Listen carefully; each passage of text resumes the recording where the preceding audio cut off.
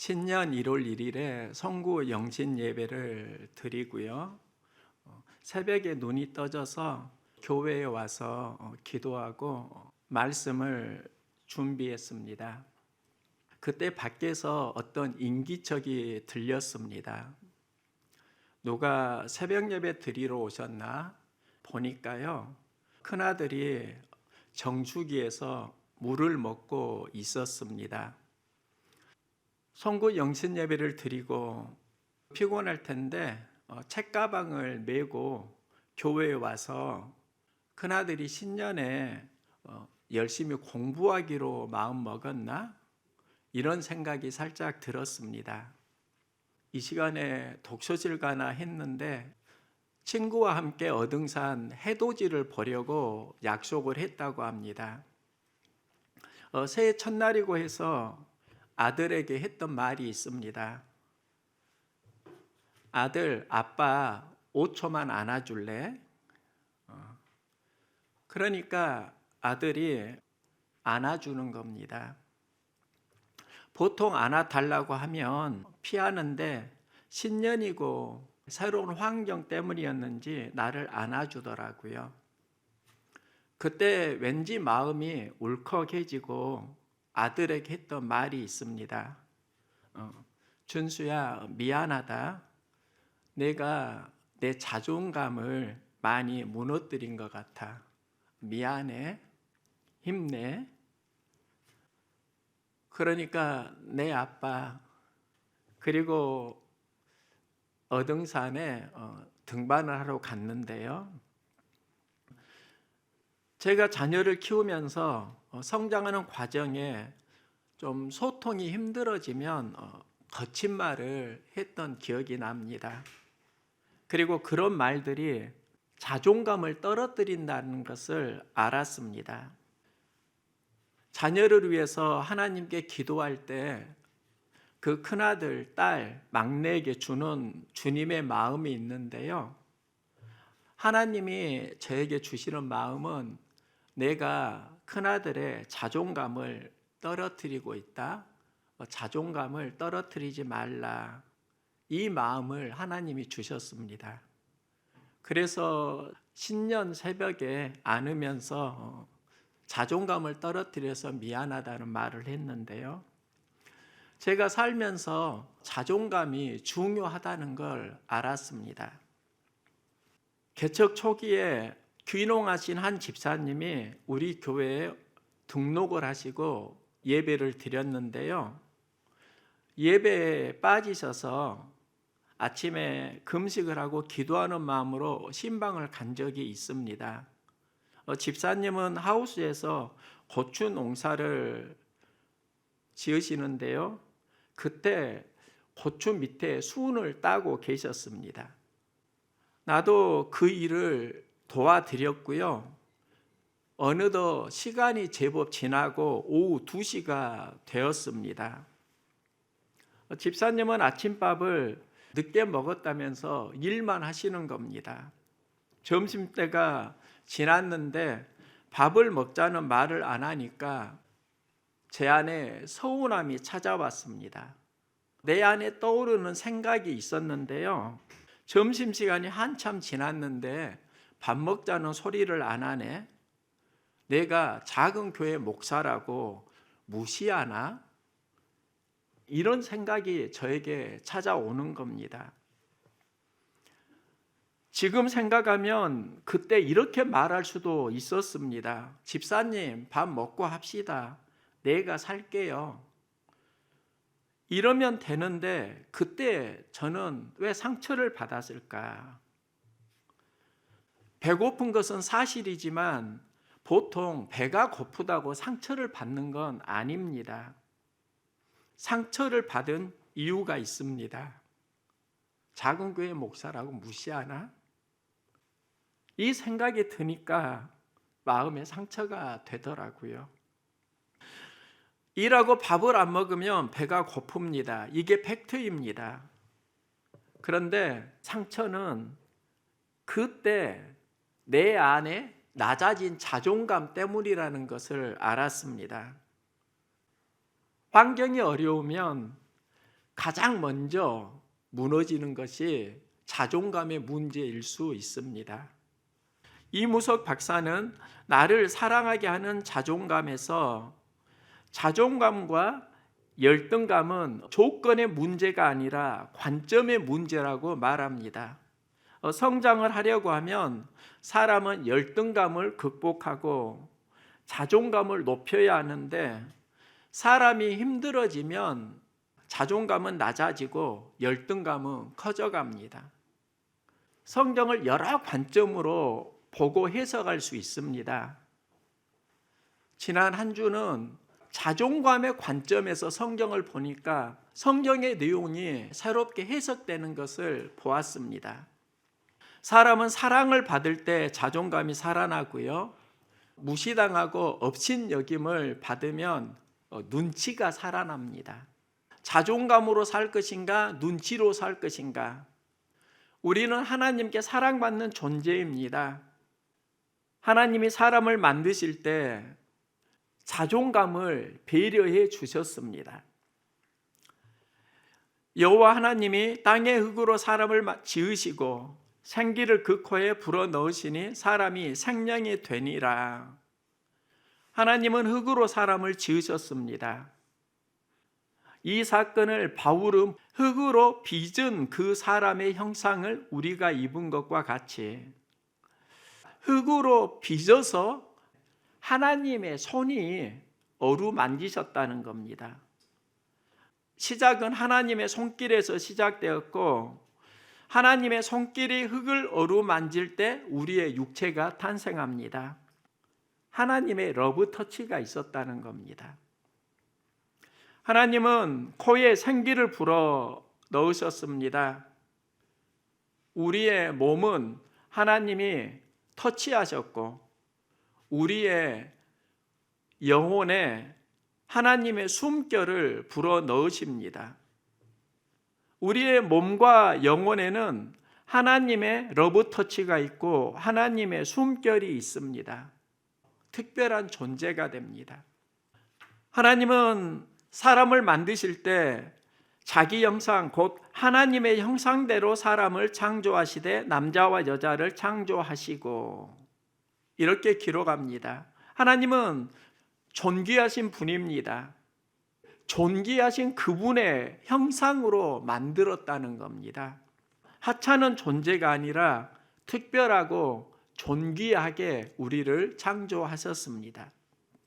하나님은 사람을 만드시고 말씀하십니다. 하나님이 지으신 그 모든 것을 보시니 보시기에 심히 좋았더라. 하나님은 우리를 만드시고요, 보시기 참 좋다 이렇게 말씀하십니다. 그러면 사람이 어떻게 만들어졌는가? 하나님의 손으로 러브 터치로 어루만지셨고 또 우리의 영혼에 하나님의 숨결을 호흡을 불러 넣으셨고 하나님의 형상으로 존귀하게 만드셨고 보시기에 심히 좋았더라 만족하셨다는 겁니다. 하나님이 우리를 어떻게 만드셨는가? 하찮게 만든 게 아니라 존귀하게 만들었고 하나님의 창조를 보면 우리 안에 무엇이 살아나야 하는가? 나는 특별한 존재구나. 자존감이 살아나야 합니다. 사람은 하찮은 존재가 아니라 특별하고 존귀하게 사랑을 받고 태어났습니다. 그런데요, 세상에 살다 보면서 자존감은 서서히 무너지고 열등감이 자랄 때가 있습니다. 하나님은 이스라엘 백성을 애굽에서 이끌어내시고 가나안 땅을 약속하셨습니다. 애굽에 있으면 바로 왕의 노예 종입니다. 바로의 통치를 받습니다. 하나님은 이스라엘 백성을 애굽에서 이끌어내시고 말씀하십니다. 너희는 애굽의 종이 아니라 하나님의 백성이다. 하나님의 사랑받는 선택받은 민족이다. 광야에서 하나님의 백성으로 살아갈 수 있는 훈련과 연단을 받는데요. 이스라엘은 12명의 정탐꾼을 가나안에 보내고 12명의 정탐꾼이 40일 동안 가나안을 둘러보고 그들이 본 관점을 이야기하는데요. 10명의 정탐꾼은 우리는 능히 올라가서 그 백성을 치지 못하리라. 그들은 우리보다 강하니라. 우리는 스스로 보기에 메뚜기 같더라. 메뚜기가 무엇을 말하는가? 환경 속에서 그들에게 찾아온 자존감의 이야기입니다. 자존감이 낮아졌다는 겁니다. 그 뒤에 나오는 인간 행동이 불평, 원망입니다. 모세와 아론을 원망하며 이르되 우리가 애굽 땅에서 죽었거나 광야에서 죽었으면 좋았을 것을, 우리가 한 지휘관을 세우고 차라리 애굽으로 돌아가자. 자존감이 무너지니까 관점이 틀어지게 되고 그들은 말한 대로 모두 다 가나안에 들어가지 못합니다. 그때 여호수아와 갈렙은 우리가 곧 올라가서 그 땅을 취하자 능히 이기리라.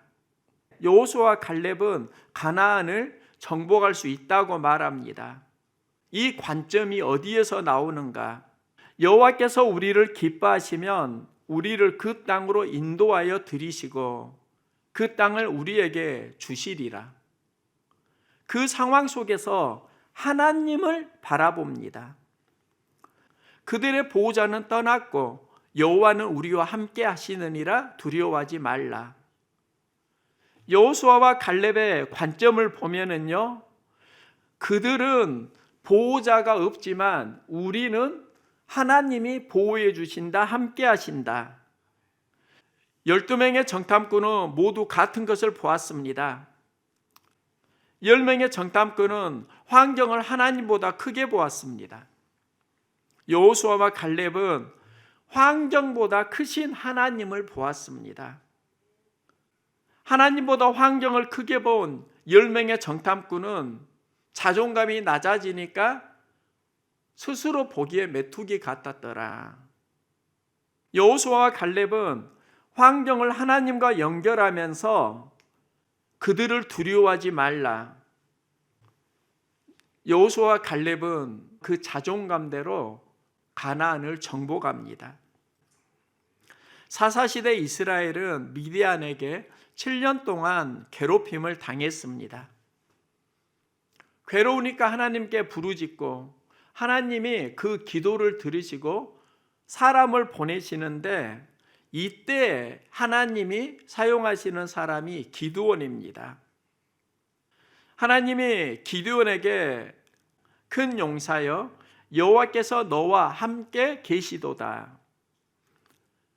하나님은 기드온을 부를 때 그를 큰 용사라고 합니다. 기드온은 나의 집은 므낫세 중에 극히 약하고 나는 내 아버지 집에서 가장 작은 자니이다. 이건 겸손이 아니라 기드온 안에 열등감이 있다는 겁니다.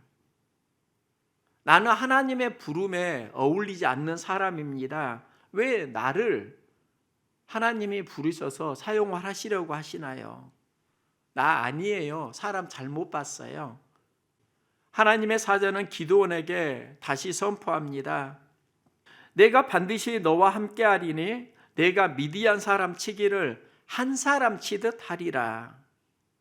내가 너와 함께 한다. 미디안 수가 많지만 그 많은 수도 한 사람 치듯이 너는 미디안을 이길 수 있다. 하나님이 함께 하시고 하나님이 도와주시면 자존감이 살아납니다. 하나님이 기드온에게 주시는 말씀은 여러분 모두에게 주시는 말씀입니다. 너를 힘들게 하는 미디안 환경 있지? 낙심하고 때로는 좌절하고 절망하고 힘들어하는 너의 영혼 있지? 걱정하지 마. 내가 너와 함께하고 환경을 극복할 수 있는 힘과 용기를 줄게. 오늘날 우리에게 하나님께서 주시는 말씀입니다. 고아로 자라면서 동네에서 따돌림을 받은 그 아이가 벤 후퍼입니다. 그가 12살이 되었을 때 교회에 새로운 목사님이 부임합니다. 벤 후퍼는 교회에 가본 일이 없는데 목사님이 새로 오시고 친구들이 가니까 나도 한번 가봐야 되겠다. 그래서 예배를 드리러 교회로 갔습니다. 맨 뒷자리에 앉아서 말씀을 듣고 목사님이 축도를 하면 일어나서 예배당을 나왔습니다. 그러던 벤 후퍼가 어느 날 목사님의 말씀이 들려옵니다. 마음에 감동이 일어납니다. 하나님께 기도를 드렸습니다. 기도를 하고 일어나니까 통로에 많은 사람들이 있는 겁니다. 벤 후퍼는 나가면서 목사님과 눈이 마주쳤습니다. 목사님이 그 어린 벤 후퍼에게 다가와서 악수를 하면서 물었습니다. 내가 누구의 아들이더라? 그는 아버지가 없는 고아였고 아버지가 누군지를 몰랐습니다. 그에게 아버지에 대한 이야기는 상처이고 트라우마였는데 새로 부임한 목사님이 안다는 듯이 이야기를 하고 있습니다.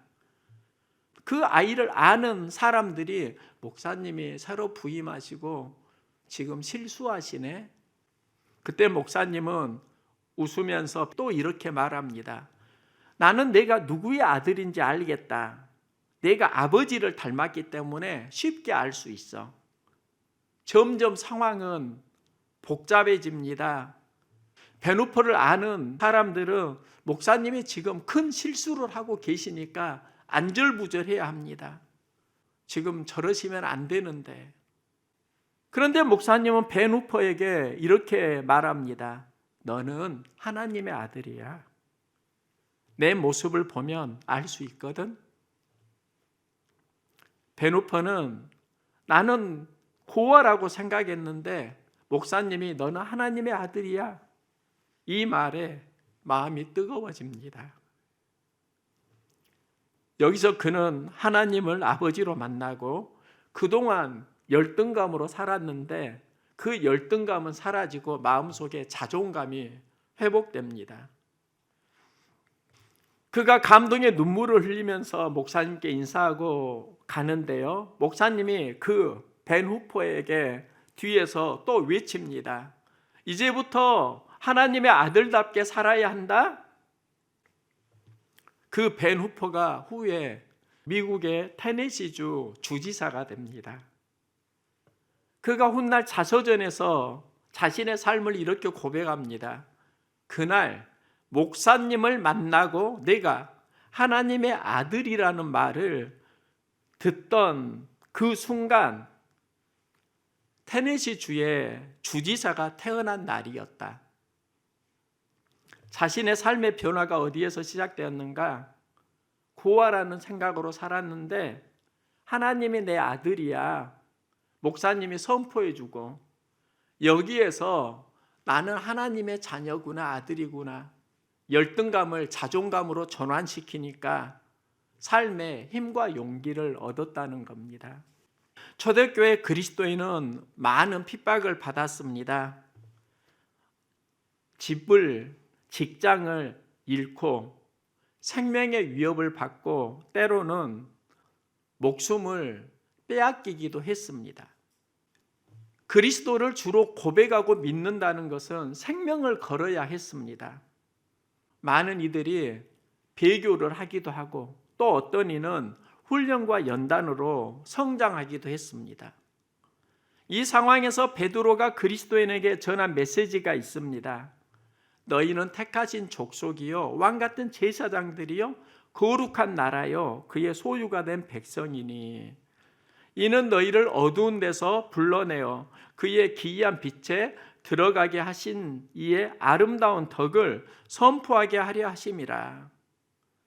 핍박을 당하고 고난을 만나면 힘내 이런 말을 하는데 베드로는 너희는 택하신 족속이요 왕 같은 제사장이요 거룩한 나라라고 합니다. 핍박받고 고난받는 삶을 보면 너희는 사회에서 업신여김을 당하지만 하나님은 너희를 존귀한 자라고 보고 계셔. 그리스도인들을 향해서 아름다운 덕을 선포하라고 합니다. 그 아름다운 덕이 무엇인가? 너희가 택하신 족속, 왕 같은 제사장, 거룩한 나라, 이걸 선포하라는 겁니다. 무엇을 회복해야 어려운 상황을 이길 수 있다는 것일까요? 사회에서 업신여김을 받을 때 하나님을 바라보고 하나님 주시는 마음을 품어야 한다는 겁니다. 하나님 주시는 마음을 품고 그리스도인이 살아가게 되면 그때 경험하는 은혜가 있습니다. 너희가 전에는 백성이 아니더니 이제는 하나님의 백성이요, 전에는 긍휼을 얻지 못하더니 이제는 긍휼을 얻은 자니라.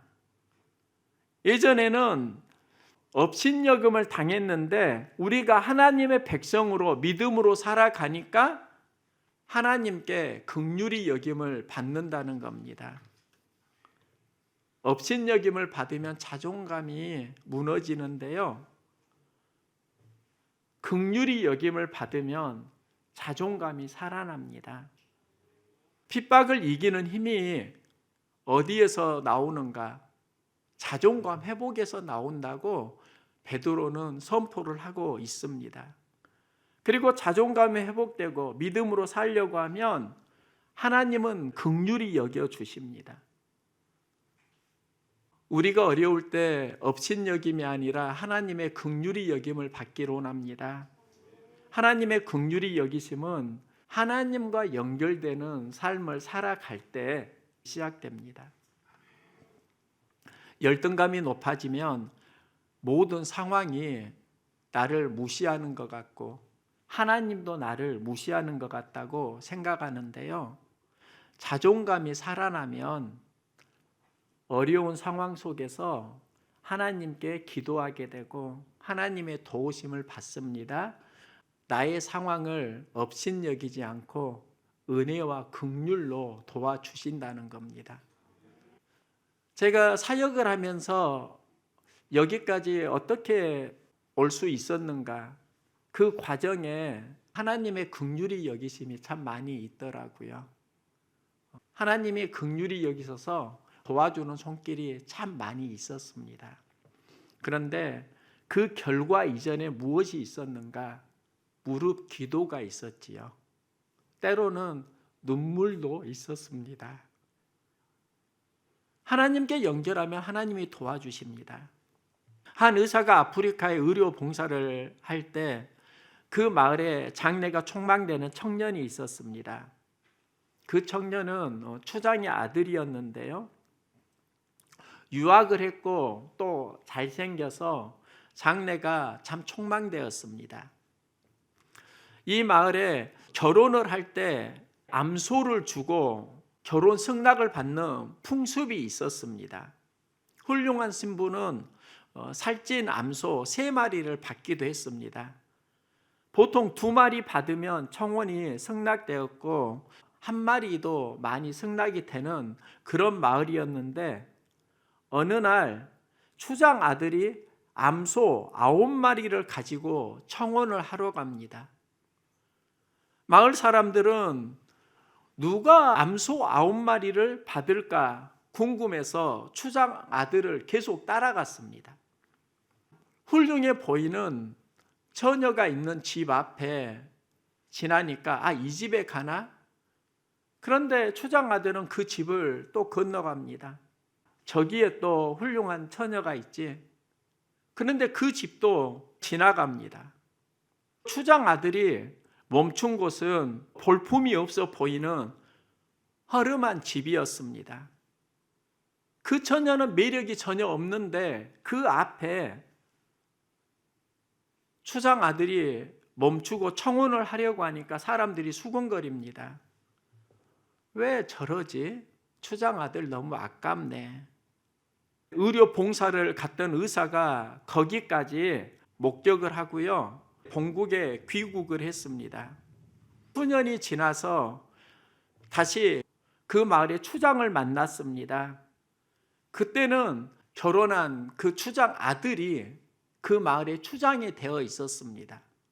초장과 식사를 하는데 한 여인이 음식을 가져오는데요, 교양이 있어 보이고 품격이 있는 매우 아름다운 여성이었습니다. 그 여인이 예전에 병약하고 참 초라해 보이던 그 여인이었는데 이렇게 달라진 걸 보고 의사는 깜짝 놀라서 추장에게 물었습니다. 이 여인이 예전에 그 여인이 맞나요? 추장은 의사에게 이런 말을 합니다.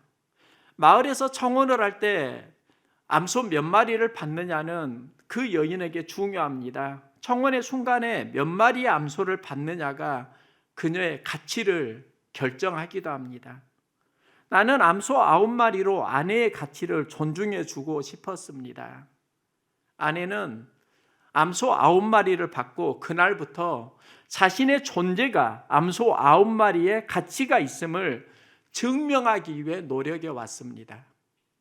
자존감을 살려주니까 그녀의 삶이 놀랍게 성장했다는 겁니다.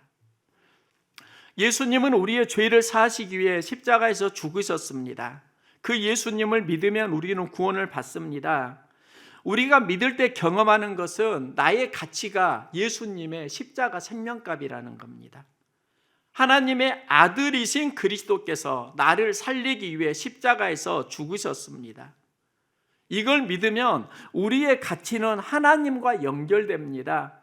나는 세상에서 하찮은 존재가 아니라 예수님의 생명값이야. 이게 바로 믿음입니다. 우리는 살면서 각자가 만나는 환경이 있습니다. 그 환경에서 무엇을 품고 살아가느냐는 인생에 영향을 줍니다. 모든 상황 속에서 하나님과 믿음으로 연결하고 서로에게 자존감을 높여주는 좋은 친구 되기를 소망합니다.